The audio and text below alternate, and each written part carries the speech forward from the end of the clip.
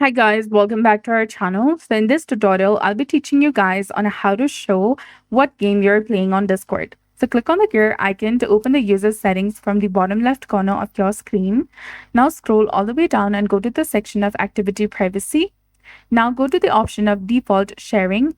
Here, make sure that the toggle of share my activity information from games and connected apps I use is toggled on.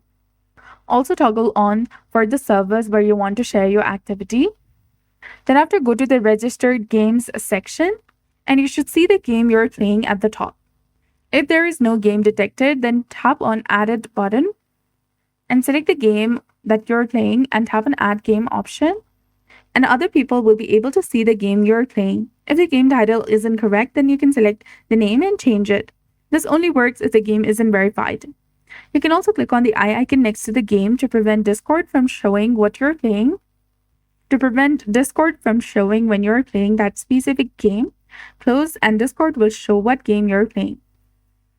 So that's it. I hope you found this video helpful. If you did, please like, share, and subscribe. Thanks for watching. We'll see you again in the next one.